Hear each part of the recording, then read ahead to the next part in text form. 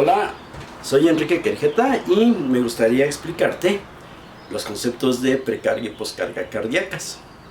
Entonces, estos conceptos de precarga y poscarga tienen una utilidad clínica muy importante, pero vamos a empezarte a platicar de esto acordándonos de cosas muy básicas.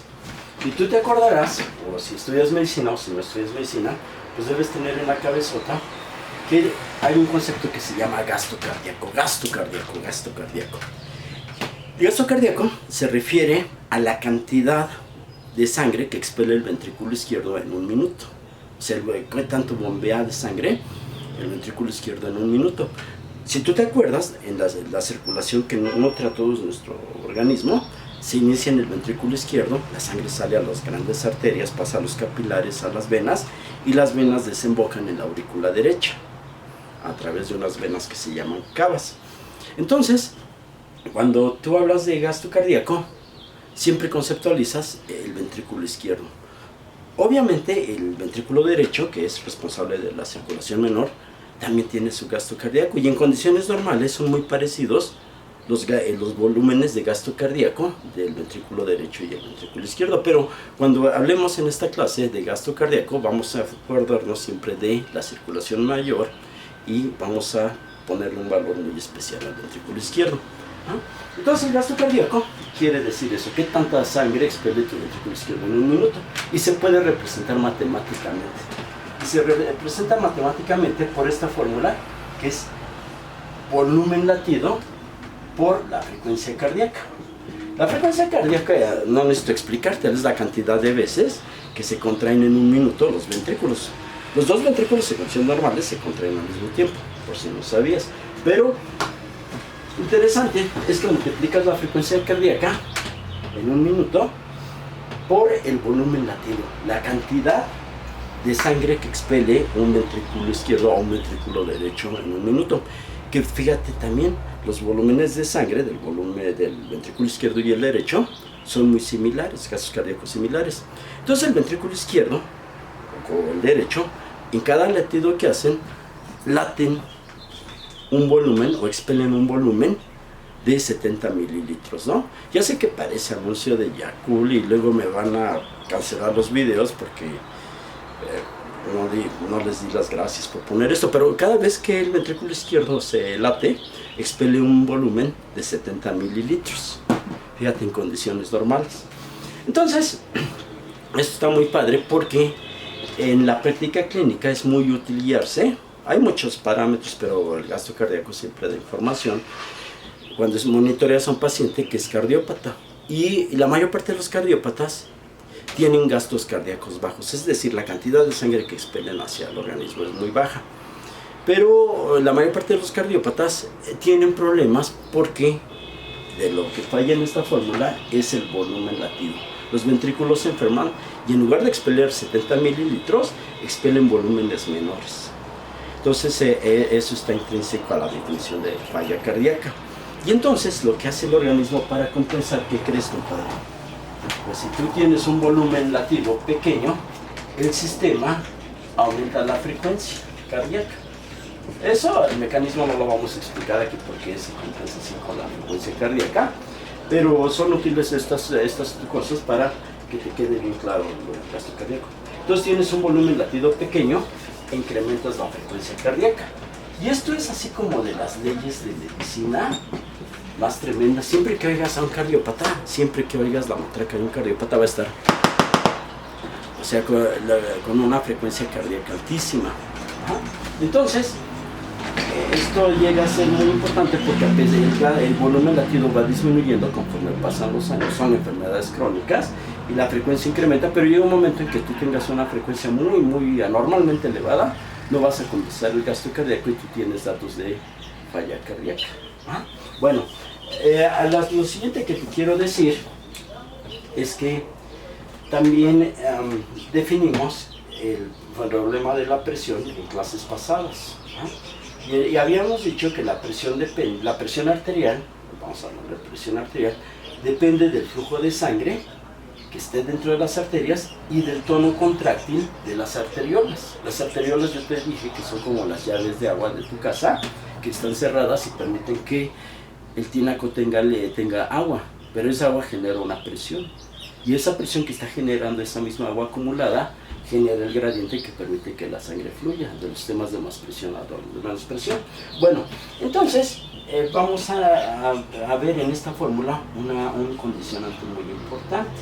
Lo que yo estoy pintándote aquí son unas aurículas, unos ventriculotes, la aorta, y esto sería el ventrículo izquierdo. Y esto sería la aorta, la arteria aorta. Esto sería la válvula aórtica. Y entonces la sangre sale del ventrículo izquierdo hacia todo nuestro organismo a través de la apertura de la válvula aórtica, etcétera, etcétera. Ahora, fíjate qué cosa más importante. Si tú mides en un minuto el flujo de sangre que está saliendo por la parte inicial de la aorta, tú puedes decir perfectamente que el flujo de sangre es igual al gasto cardíaco. ¿Cómo ves? Y entonces puedes sustituir en esta fórmula y puedes decir que la presión arterial es igual al gasto cardíaco que multiplica a las resistencias periféricas. Pero tú ya te acuerdas que el gasto cardíaco vimos que dependía del volumen latido por la frecuencia cardíaca. Entonces lo único que vamos a hacer ahora es poner aquí volumen latido, frecuencia cardíaca, y esto serían las resistencias periféricas. Los tipos que tienen hipertensión, tienen una presión elevadísima, pero esa elevación de la presión arterial no la tienen por modificaciones en el flujo de sangre o en el gasto cardíaco. Lo que se amuela en los hipertensos son las resistencias periféricas. Se incrementa el tono de las arteriolas y eso dificulta que pase sangre de las arterias a los capilares, se acumula mucha sangre en las arterias y te aumenta la presión. Y paradójicamente los capilares reciben poco aporte sanguíneo. Por eso se desnutren todas las vísceras de un tipo hipertenso. Ese es uno de los factores que acortan mucho la vida de cualquier hipertenso. Bueno, entonces con estas fórmulas que te estoy platicando aquí, podemos abordar el concepto de precarga y poscarga, si nos acordamos de estos detallitos, ¿no? Otro concepto que bien valdría la pena tener en la cabezota cuando uno analiza esto de precarga y poscarga sería lo siguiente. Fíjate bien.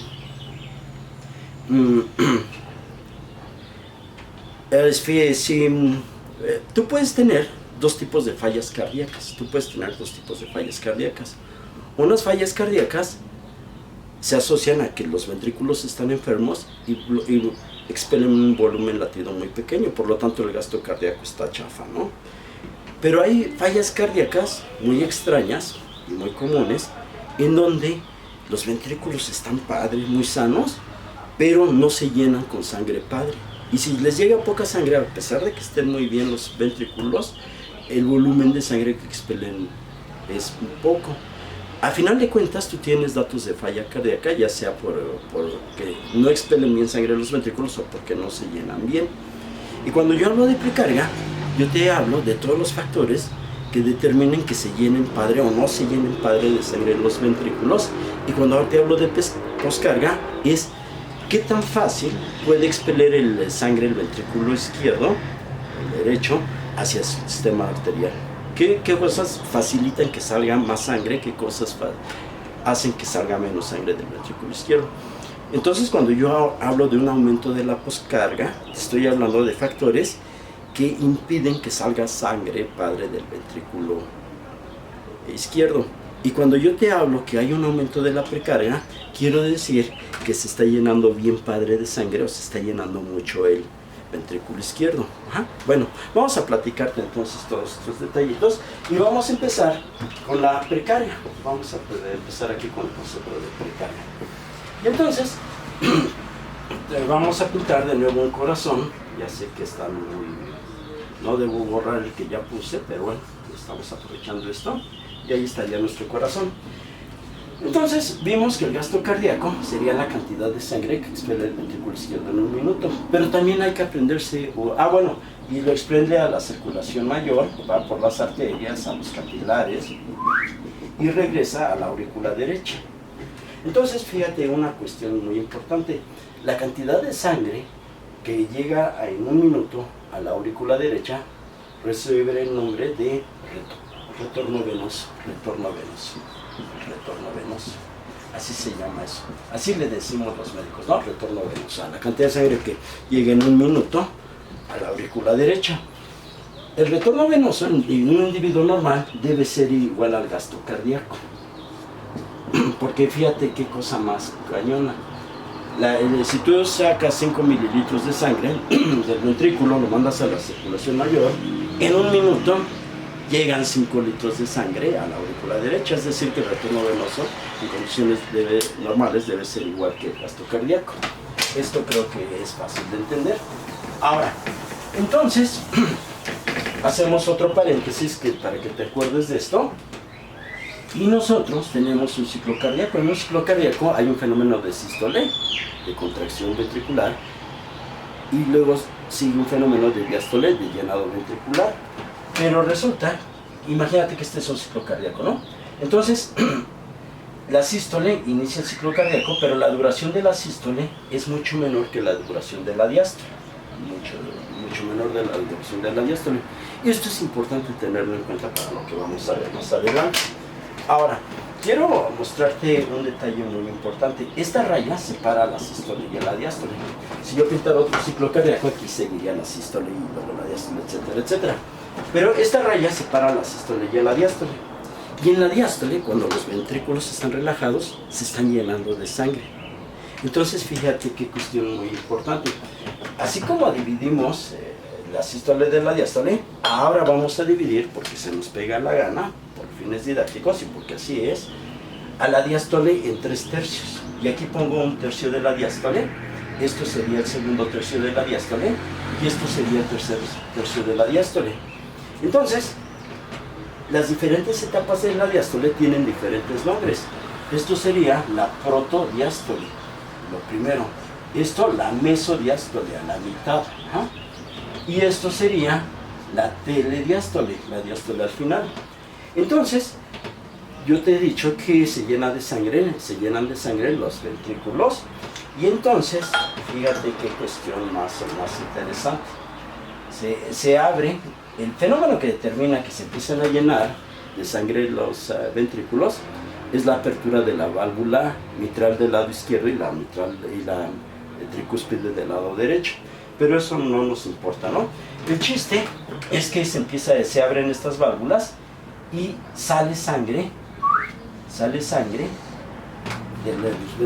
de las aurículas hacia los ventrículos para llenar. Pero fíjate que la cinética de llenado no es una línea recta, porque si fuera una línea recta implicaría que cae la misma cantidad de sangre durante la primera fase, durante la segunda y la tercera. Es una línea que tiene esta forma. Y entonces observas que el llenado ventricular tiene una cinética de llenado muy diferente en cada una de las fases de la diástole. Entonces, si tú observaras este detalle, te darías cuenta, nada más ve qué cosa más cañona, te darías cuenta que la mayor cantidad de sangre que ingresa al ventrículo, el ventrículo izquierdo o al derecho, ocurre en la primera fase de la diástole, que es la protodiástole. Y luego en la segunda fase sí cae un chirris más de sangre, y en la telediástole cae una micromadre de sangre. Entonces lo más importante es que recuerdes que la protodiástole es la fase más importante de llenado ventricular. ¿Sí? Ahora fíjate bien, al volumen final de la diástole se le dice volumen telediastólico. Volumen telediastólico. Hasta el médico que no le interese eso sabe que es el volumen telediastólico, ¿no? Y entonces es la máxima cantidad de sangre que pueden alojar los ventrículos, tanto el izquierdo como el derecho. Pero lo interesante es que si tú facilitas el llenado de los ventrículos, estás aumentando la precarga, se llena más de sangre. Y el parámetro que determina qué tan padre está la precarga, obviamente es el volumen telediastólico. Entre mayor volumen telediastólico, mayor precarga. ¿Sí te queda claro? Menor volumen telediastólico, menos precarga, menos se llenó el ventrículo. Ahora, de los factores, tú que vas a ser un gran médico, dentro de los factores que determinan la precarga, el más importante, nunca pierdas de vista esto, es, vamos a poner el estado de la válvula, de las válvulas auriculoventriculares. Estado de las válvulas auriculoventriculares. Vamos a poner válvula mitral, porque vamos a estudiar el lado izquierdo del corazón, pero la tricúspide, que estaría en el derecho, también obedece a la misma. Y entonces fíjate que cuando uno estudia libros de fisiología, muchos muy aburridos, o estudia medicinas internas y empiezas a ver función cardíaca, no sé por qué los cardiólogos, cuando hablan de qué tan grande es el orificio de la válvula de la mitral y la tricúspide, por donde pasa la sangre de la aurícula hacia el ventrículo izquierdo, qué diámetro es, siempre te dicen que tiene un área de 6 centímetros cuadrados, ¿no? Y cuando tú me dices que es un área de 6 centímetros cuadrados, no me la puedo imaginar porque mi cerebro no funciona.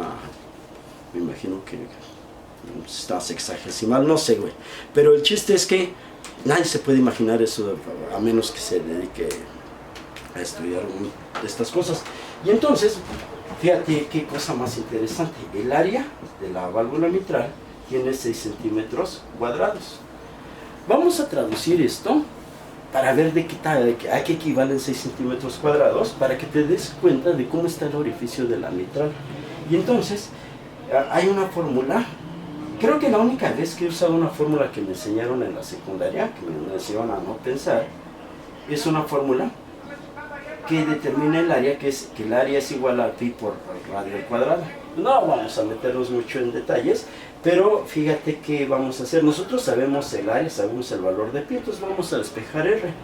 Y entonces vamos a poner que r cuadrada es igual a por pi, porque te acuerdas que uno baja sumando y otro, etcétera, etcétera. Ahora, esto sería, si tú despejas la r cuadrada, sería igual a pi entre la r, y esto te daría una cosa así, o sea, la raíz cuadrada de esto. No te voy a decir mucho, pero el radio más o menos es como de 1.36 centímetros. 1.36 centímetros. Y si tú le sacas el diámetro, esto te da 2.78 centímetros. ¿Sabes a qué equivale 2.78 centímetros? Exactamente a una moneda de 10 pesos de las que usamos, de nuestros devaluados y pobres pesos. Entonces, siempre que veas una moneda de 10 pesos, acuérdate, este es el diámetro normal que debe tener la válvula mitral o la tricúspide para que pase sangre padre de las aurículas hacia el ventrículo durante la fase de llenado. Entonces, deja que te platique una cuestión bien interesante. El estado de la válvula mitral es muy importante para el llenado, porque en México existe una población muy importante de personas que tienen secuelas de fiebre reumática, que no vamos a hablar mucho de esto, pero una de las secuelas graves es que ocurre una estenosis del orificio de la válvula mitral. En la fiebre reumática, la válvula que más se amuela siempre es la mitral. ¿Por qué es así? Quién sabe, pero le gusta, ¿no? Más que cualquier otra válvula. Entonces, cuando se estenosa ¿cómo se llama? El orificio, ahora, en lugar de tener una moneda de 10 varos, llegas a tener de diámetro esto. Y esto impide que se pase padre la sangre de las aurículas a los ventrículos.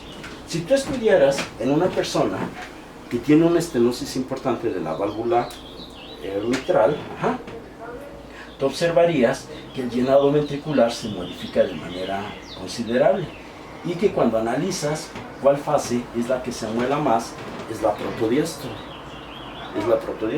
O sea que el llenado ventricular que tienen las personas en una estenosis de la válvula mitral es mucho menor, y aunque los ventrículos estén padres, no van a expeler una cantidad adecuada de sangre. Espero que ese concepto te sirva mucho, porque tienen aplicaciones clínicas inmediatas. No es para pasar un examen de vicios en carteles. Ahora, vamos a borrar todo esto y deja que te platique otro detalle muy importante.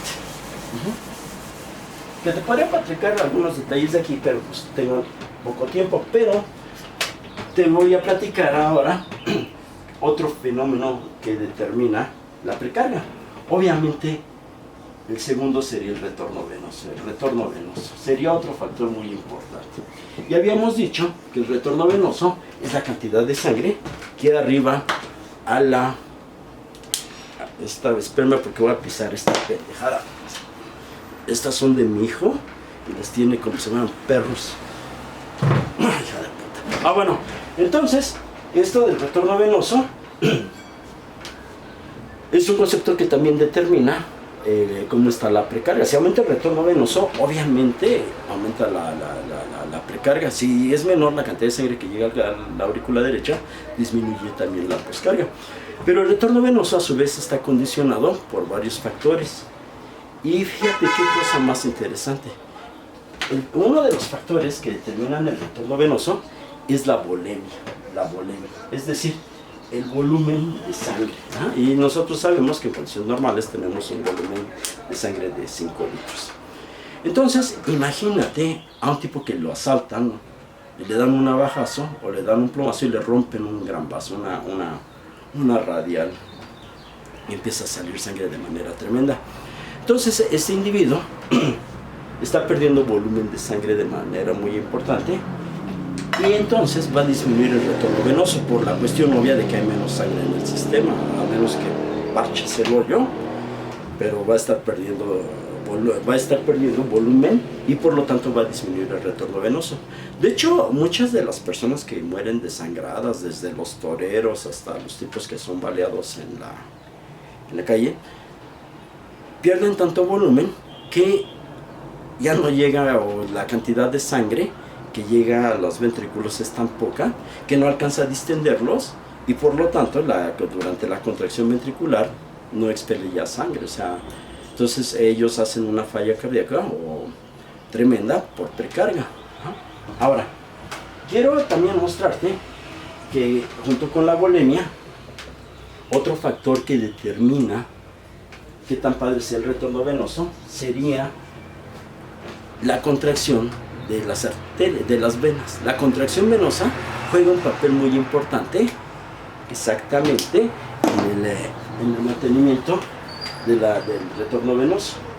Entonces, el punto importante, o la cuestión, es que no todas las arterias, no todas las venas juegan un papel importante en este proceso.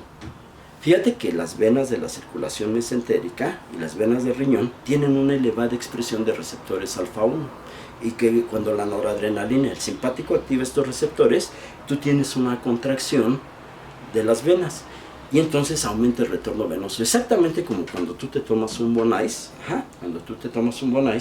que se está acabando, lo apachurras, contraes el plástico, por decirlo, como las venas de estas circulaciones, y eso te incrementa el retorno venoso.